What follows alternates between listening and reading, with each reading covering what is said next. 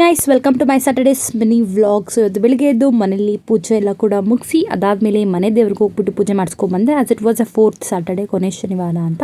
ನಮ್ಮ ಪಾಪನೂ ಕರ್ಕೊಂಡು ಹೋಗಿದ್ದೆ, ಹಾಗೆ ಪೂಜೆ ಎಲ್ಲ ಕೂಡ ಮಾಡಿಸ್ಕೊಂಡು ದೇವರ ಬ್ಲೆಸ್ಸಿಂಗ್ಸ್ನೆಲ್ಲ ಕೂಡ ತೊಗೊಂಡ್ವಿ. ಅವನು ಕೂಡ ಮಹಾಮಂಗಳಾರತಿ ಮಂಗಳಾರತಿ ತೊಗೊಳ್ಳೋ ತನಕ ಎದ್ದಿದ್ದ.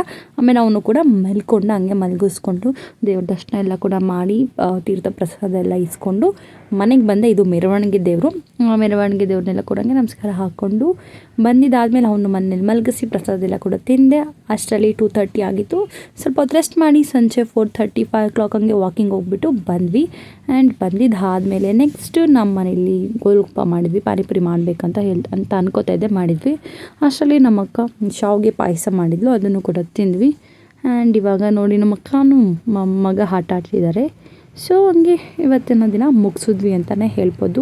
ನಿಮಗೆ ಈ ಮಿನಿ ವ್ಲಾಗ್ ಇಷ್ಟ ಆಗಿದ್ದರೆ ಲೈಕ್ ಮಾಡಿ, ಶೇರ್ ಮಾಡಿ, ಸಬ್ಸ್ಕ್ರೈಬ್ ಮಾಡಿ. See you in the next vlog.